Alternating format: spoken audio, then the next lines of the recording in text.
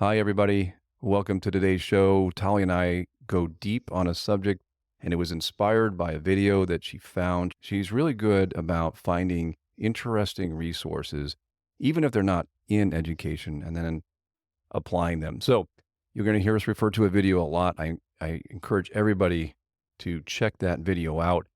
And also just realize we don't have any sponsors for this. We're supporting ourselves. So if you like what you hear, we want to hear what you would like us to talk about, people you'd like us to interview, subjects you'd like us to cover. And if you like what we're doing, then please support us and check out our website, freemarketkids.com. Right now, we have a 21% off special for a pre-sale of our 2024 Huddle Up Collector's Edition. It is a 2024 Having Collector's Edition that we're working on. It's going to be pretty wild. If you're doing homeschooling and you want to check out the traditional game, that's $55 for the Huddle Up game. That's a way you can support us and help this show keep going. So with that, enjoy the show. This is our second installment of Bitcoin Homeschoolers, and today we're going to experiment. There's a really cool resource we're going to get to in just a second. Tali found this one, and we think a lot of lessons learned. Just to kind of set the context again, this is for anybody who's either thinking about homeschooling, thinking about having a family, or even if you already have small kids and maybe you just want to teach some extra things to while they're at home. There's just a lot to share with regard to taking self-custody of education. And today we're going to apply some first principles of freedom to learning. So I'm pretty excited to dig into this. The idea of this too, let me also say for context that homeschooling to me is way more than just picking the right curriculum. Like, did I go to classical conversations? Did I go to whatever it is, some other thing? It goes beyond that. You are free to experiment. When you self-custody education, you are free to experiment with things that you want to try, that you think fit. You do not have to conform to someone else's ideas. And if you try them and you find them they work, that's great. You share them with others, but maybe they don't work. And you just go on and you try the next thing. Contrast that to public schools, where, heaven forbid, a boy won't sit still for 45 minutes or an hour in a chair, and we give them drugs and we label them with some kind of thing. And by the way, the demand for those drugs go to manufacturers, and guess who they give their donations to? The same political elite who influences the laws about education. So in a bigger context, where I'm going with this is the school is an extension of government control. They want to control what you hear on everything on social media and things, but going beyond that, getting into what kids actually are exposed to and how they think is a huge way of controlling a populace. And it goes to essentially separating parents and kids. You divide the family unit and you can push whatever agenda you want. Climate, gender, a CDBC, maybe we should have fearful COVID lockdowns again, and you need to get a jab. The roots of this really go back to Communist Manifesto, where dividing the family unit is essential to state control. All that's kind of dark. We're going to actually have fun today. So, Tali, can you take the baton from me here? Explain the resource that inspired today's talk, and then we can get into it. I came across this video and I thought it was really interesting as a contrast to the way most people think of schools, especially when we talk to people who are new to homeschooling and they're wondering about the number one concern I think everybody's wondering about is always socialization. So I came across this video and it is such an opposite to the experience that my kids had when they were very, very young and we were experimenting with putting them into the traditional school setting. And in our case, they didn't go to public school, but they went to a private preschool. And I'll just describe our experience really quickly and then tie into the video that we're going to share with you and talk about. Our oldest was 3, and I decided to put her in preschool because by then I had decided to homeschool, but of course everybody was telling me that she would get no social skills. So I put her in this really popular preschool in the area that we lived in that had a long wait list. I mean, you had to sign up almost a year before kids start school. So she went there for a year. our second child went there also. And the whole time I just assumed that they were doing great. They were learning to socialize with other kids. They were coming home with beautiful art projects. And I thought, oh, they must be doing really well. Well, when our third child was born and we were looking at also possibly putting her in that same preschool, I decided at that point that I wanted to spend time from drop off to pick up there to find out exactly what they were doing. I don't know why it took me 2 years before I did that. But anyway, so made all the arrangements. I went in, and here's what I observed in a place that we specifically put the kids to socialize. Okay, so what happens is the kids get dropped off, and immediately they are brought into the foyer area of the school and lined up. The kids are told to put their hands on each other's shoulders and follow the line on the floor marked by tape to go to the area where they have the cubbies. So, in a straight line, mouth closed, told to be quiet, walk to the cubby room. In that room, again, no talking. They're told to be quiet repeatedly. They take off their backpacks, put into the cubby. They're again lined up, following a line on the floor, brought into their classroom, and they're told to sit. Where they sit is they would go to a stack of carpet squares. They would each pick a carpet square, put it on the floor, and they're allowed to sit on the square. They're not to talk to anybody. They're not to touch anybody. They're told to be quiet. Then the teacher comes in, and I don't even remember what exactly they did, if they did the ABCs or if they told a story or something. But again, emphatically, they're told to be quiet, keep their hands to themselves. They're not interacting with each other at all. They do some kind of exercise. Then they have an art and craft time. The children were told to bring a book off the shelf so they can read quietly. Again, no interaction with each other, no talking, no anything.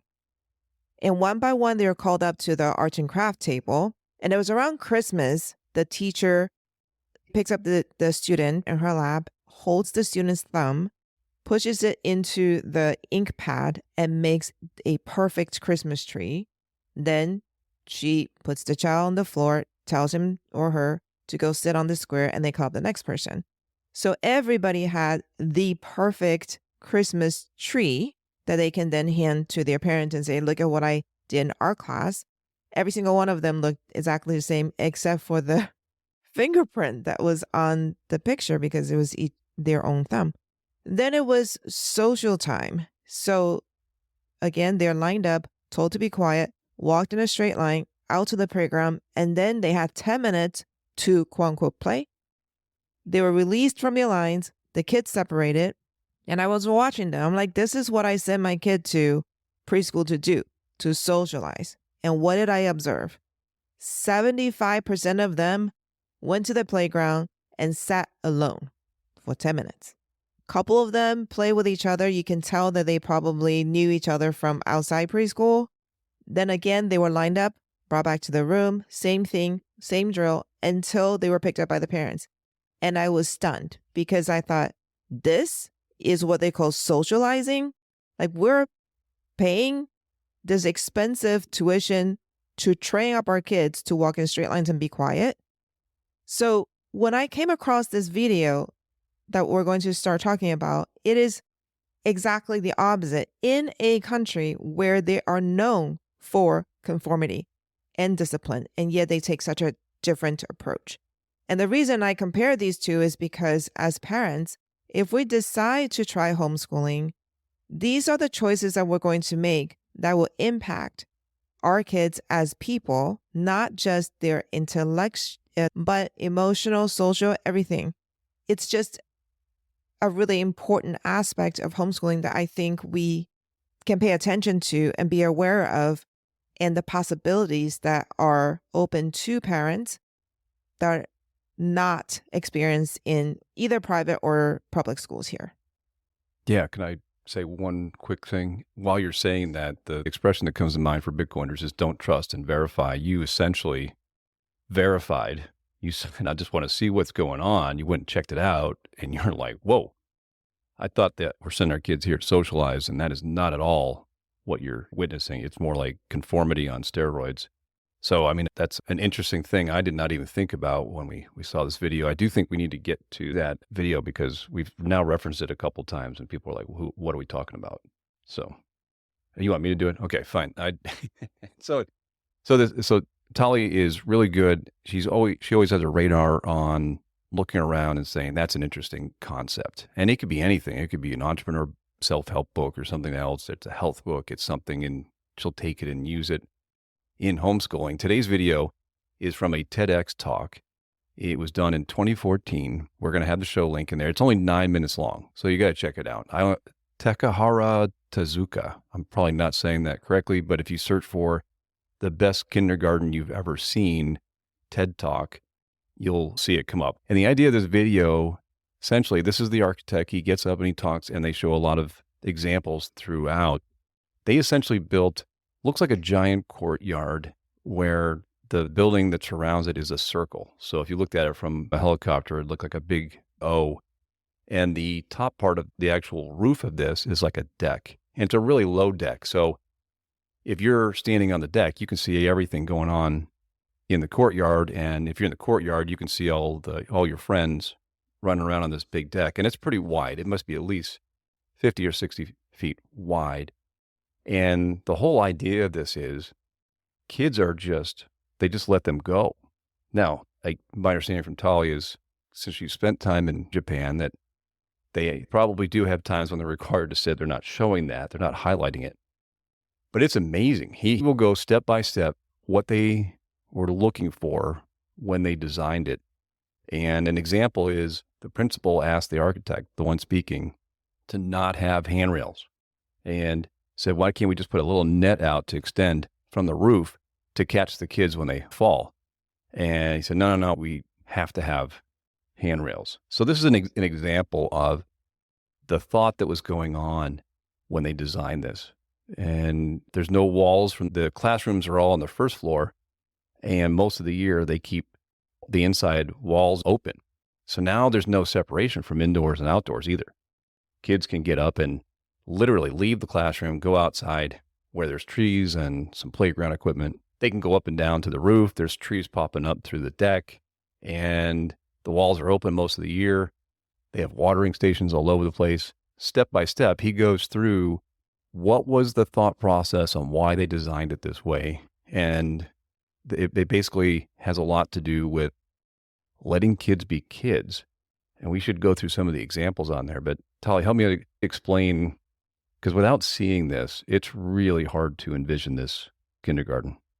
Yeah, so I think I'll just start with what jumped out at me other than the roof, because obviously the roof is absolutely amazing that the kids are allowed to run and nobody's telling them to walk, don't run. I heard that so much when our kids were growing up, everywhere that we went, whether it was at church or, at a shopping mall or at a park or anywhere where there was some kind of authority figure, the children are repeatedly told, walk, don't run. Why? Children run naturally. If nobody's telling a child how to behave and the child's going from point A to point B, most likely they're running, right? So anyway, so the roof really jumps out at you right away. But the part that I loved was what the architect was talking about, which is we are so accustomed to thinking that school equals put children in a quiet room and basically sit them down at a desk. And in this school, they have no walls. It's just a giant open area. And I'm guessing the walls are on the outside of the school. So once they enter, they're enclosed. But once they get inside, there are no walls separating any of this huge area. And the kids are allowed to interact with nature.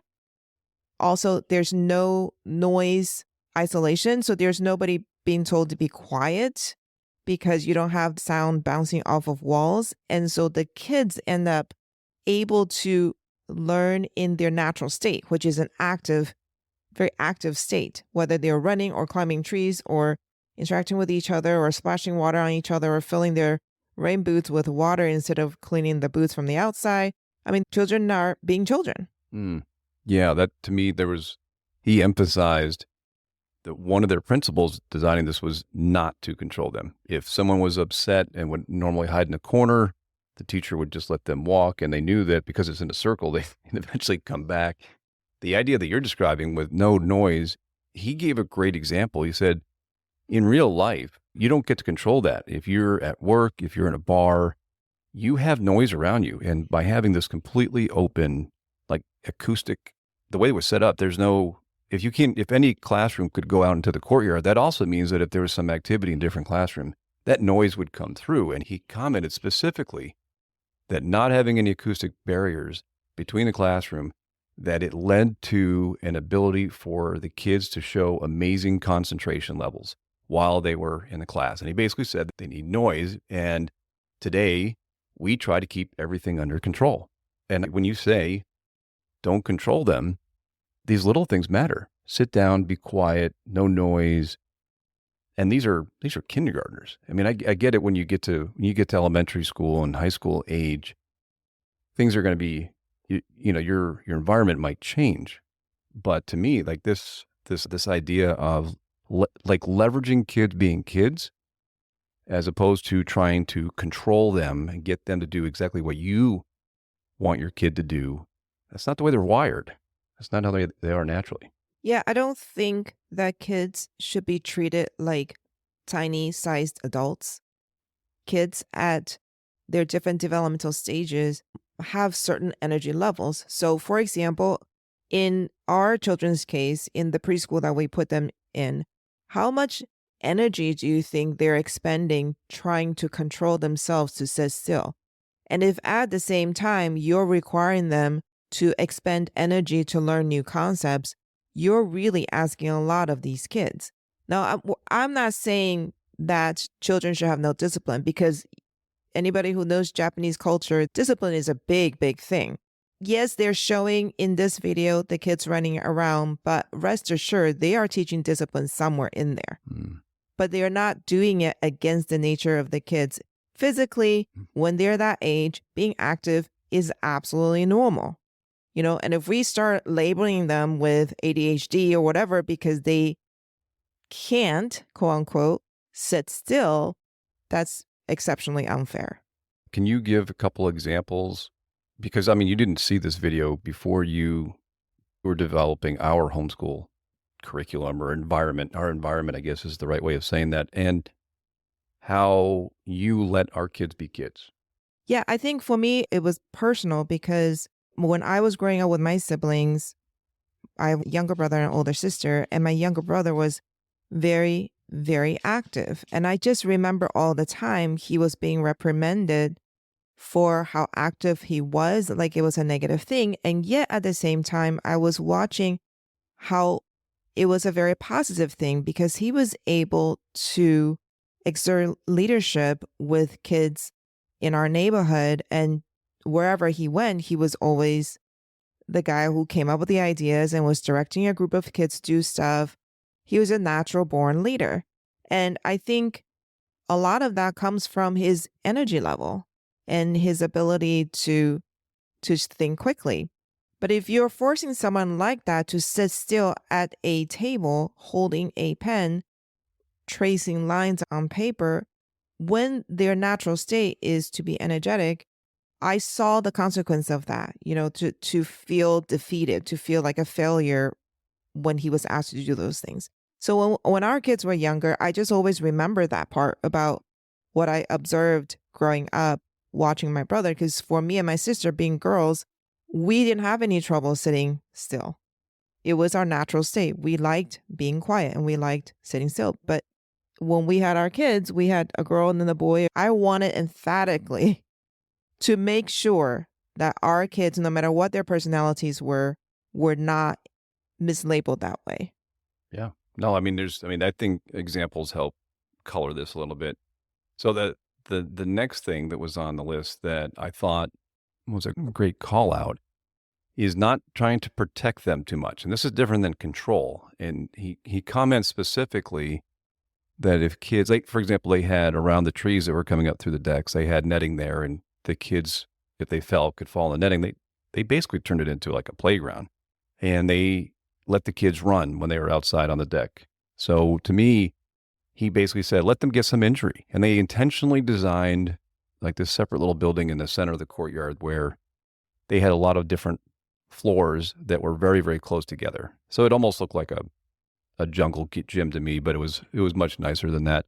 And he said it's okay for them to take some risk and to have some injury. And I do think we're so overprotective now as a society. If you're going to go outside, well, you better have your helmet on, elbow pads, and everything else. And kids, they need to take some risk and get some injury. And this also had some great social examples where while the kids were trying to figure out how to get up and down, whether or not they should jump, that the other kids would help them. Maybe they would push them up or help pull them up or whatever it is. But I think we should explore a little bit this concept of not overprotecting our kids. And it's a delicate balance. You don't want your kids to be in unnecessary danger. On the other hand, I think it is possible that we've gone too far on the spectrum to overprotect our kids.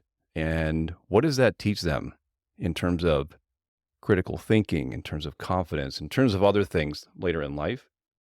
I do think there's some consequence with it. And that's one of the things that struck me is, yeah, don't overprotect them. What are your thoughts?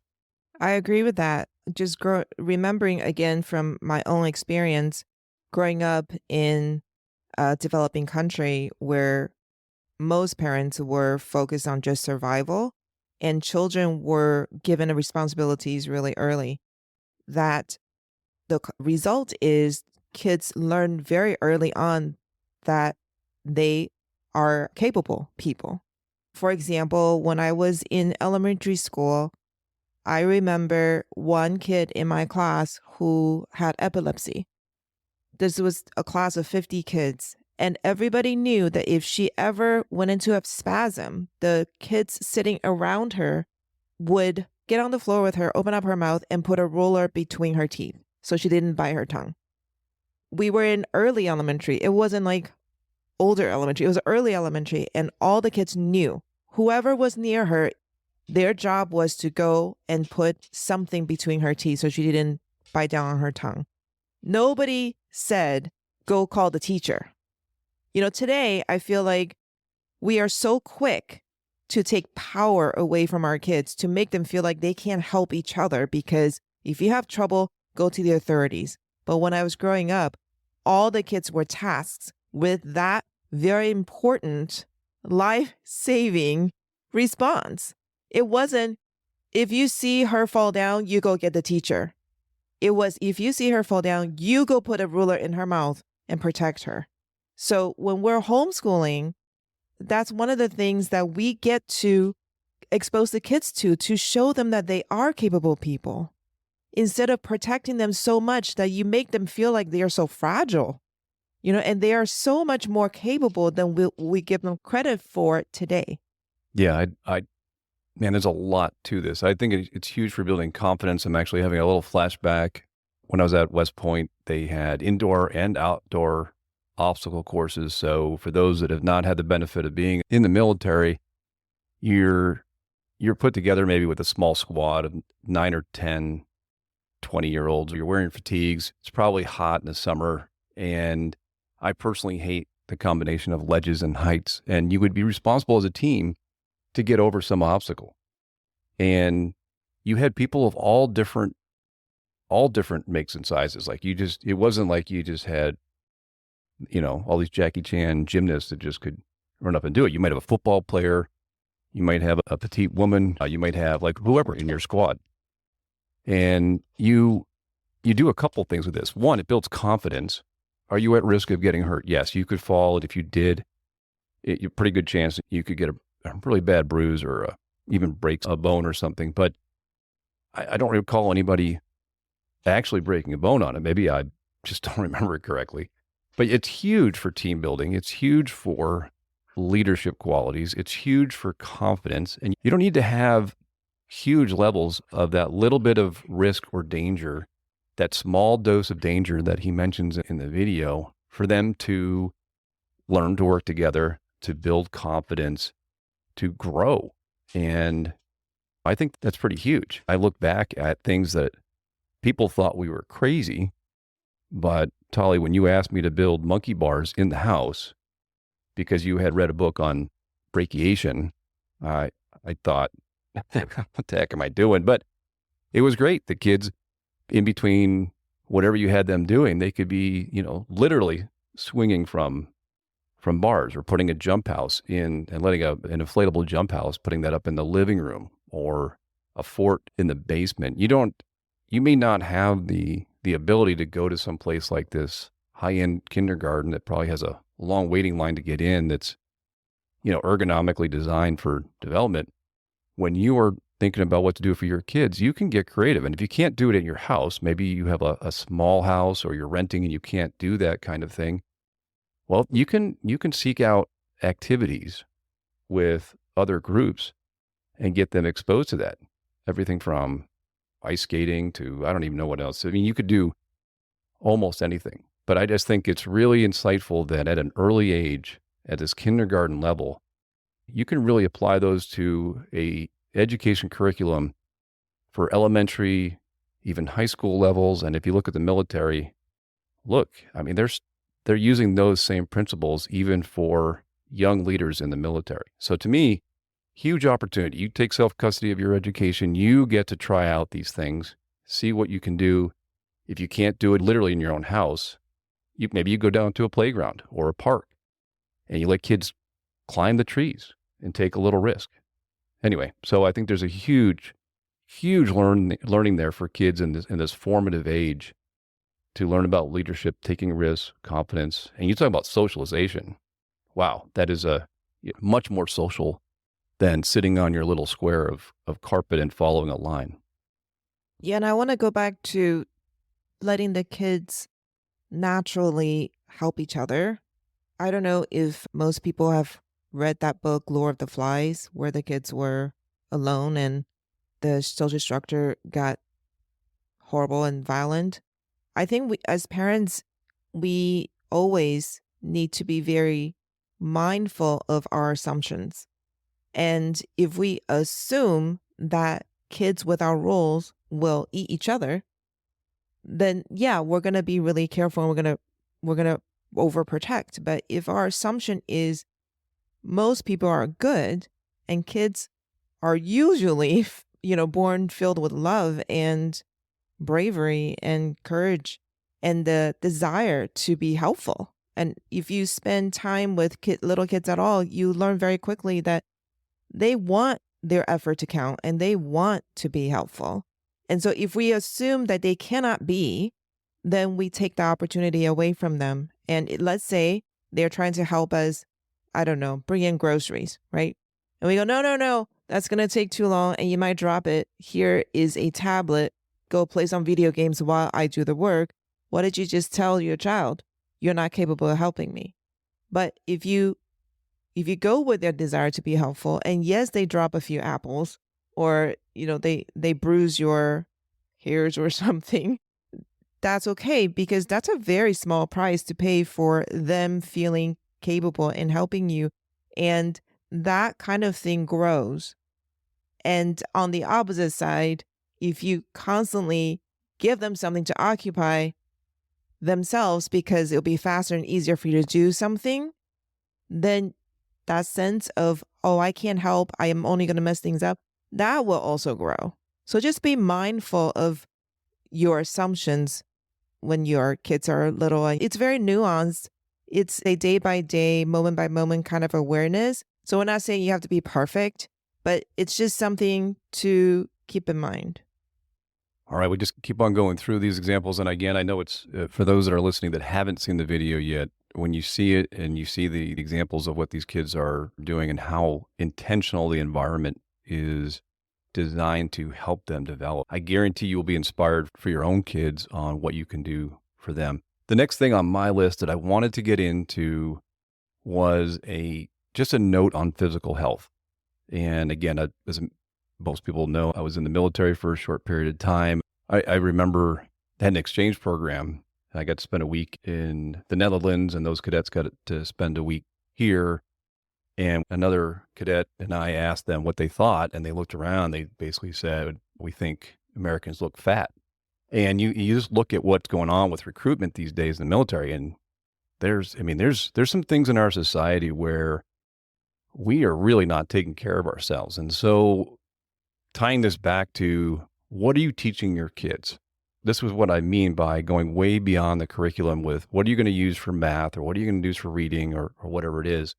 When you are designing the environment for your kids to learn, and you can teach them the importance of physical health at an early age, this is tremendous. And this also gets into the low time preference type of thing too. If you're thinking about your health for the long term, think about the proven links between someone who is physically fit and their ability from an intellectual standpoint, from an emotional standpoint, their health in other aspects of their life. And I don't think anybody denies that there's links there between physical health and the mind and the body. So teaching kids early to be active and not just to sit there is actually a good thing. In the video, the architect says that the circumference of the building is, I think it was 180 meters. It was something close to 200 meters. And then he put up an example of they had followed a boy around just in the morning to kind of see he went from one place to another, and they mapped it out to see how far he had gone. And just in the morning, he had gone 6,000 meters. So in terms of those that may track how far they've walked in the day, that's almost 4 miles. That's like 3.7 miles that this little kindergarten boy that they had followed. And the architect's call out was that kids are active. And the way he said it was they have some of the highest athletic abilities amongst other kindergartners. He said on average, including literally all students, they move an average of 4,000 meters a day.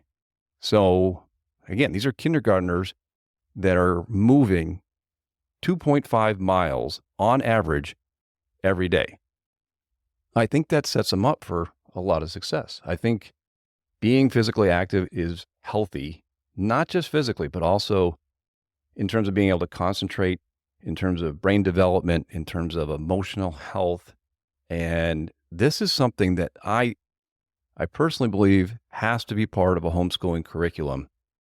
This video really shows that you can start this at an early age. So I guess what I'm saying is that the physical activity that was encouraged with this, not just the social and the learning and all those other things, but the physical side of this is a huge takeaway. Well, I disagree a little bit with what you said about we need to train them up to be physically active. I think kids are naturally physically active. We don't need to encourage them or train them up. I think we need to not discourage them from physically active. I mean, if we go to the playground, at a local park, what do you see kids doing? They run around. But you also see parents there saying, don't run, walk, don't run, walk. So when you say stuff like that to a child who's actively running around, they learn to become inactive. They learn that running is dangerous, right? So I think physical activity comes very naturally for children.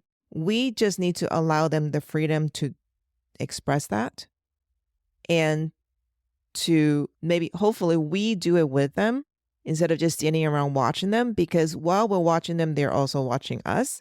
So if they're running around and, the years go by and they're watching you just standing there being inactive, then eventually they're going to tend that way. But when our kids were little, I made a point to take them to the park and on the trails. When they ran, I ran with them. I remember one time we went and our oldest was 2.5, I think. Scott was pushing a stroller with our baby and our 1-year-old. And our oldest just wanted to run. And I'm like, hey, Scott, go run with her. And you said, no, I'm going to push the stroller. So I ran with her and she ran nonstop for 2 miles. And let me just tell you, that was not fun for me. Okay. because I was sore for many days after that, but I ran with her. And I hope that at least that day she learned that running was a family activity. Hmm. Wow. I think so. How do we? So those are the things on my list. They that you could take away. This is a 9-minute video on how to design an environment to encourage the development with kids. And there's so many lessons that can actually apply to how you set up your environment and what you do to teach your kids. And I just think it's an amazing application of looking at one idea one place and applying it somewhere else. But we've covered the things that I wanted to take from the video. Is there anything else that we missed from your point of view? I want to emphasize again that we're talking about striking a balance between letting kids be kids and also instilling discipline. Because for those of you who go to that video and watch the 9-minute video, they are not showing you the discipline side of a Japanese kindergarten, but I will guarantee you that it is there.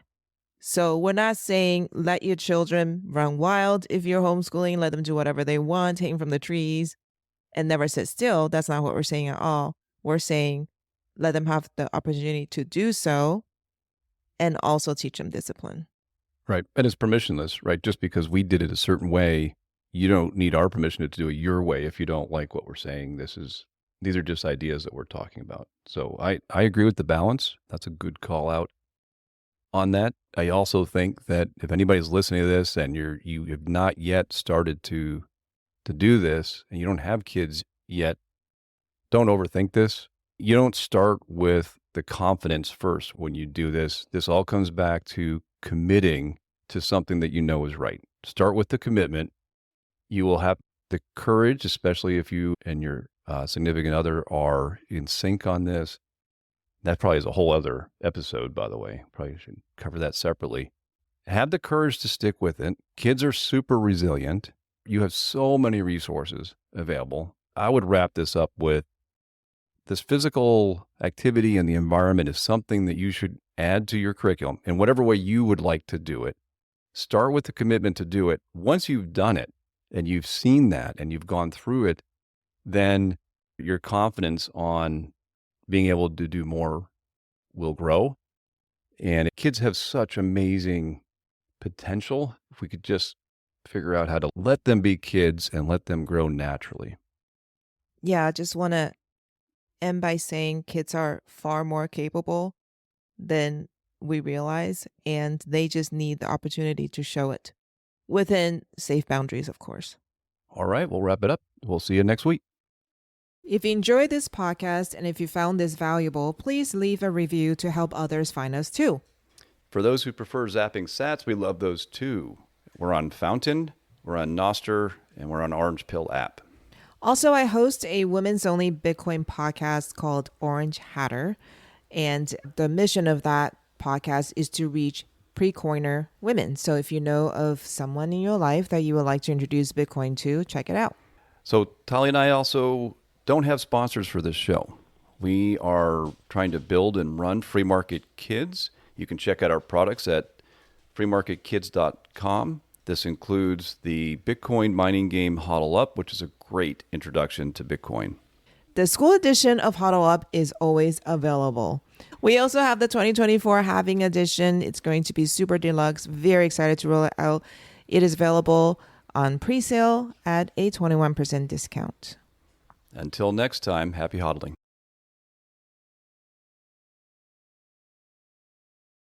If you enjoyed this podcast and if you found this valuable, please leave a review to help others find us too. For those who prefer zapping sats, we love those too. We're on Fountain, we're on Noster, and we're on Orange Pill app. Also, I host a women's only Bitcoin podcast called Orange Hatter. And the mission of that podcast is to reach pre-coiner women. So if you know of someone in your life that you would like to introduce Bitcoin to, check it out. So Tali and I also don't have sponsors for this show. We are trying to build and run Free Market Kids. You can check out our products at freemarketkids.com. This includes the Bitcoin mining game HODL Up, which is a great introduction to Bitcoin. The school edition of Huddle Up is always available. We also have the 2024 Having Edition. It's going to be super deluxe. Very excited to roll it out. It is available on pre-sale at a 21% discount. Until next time, happy hodling.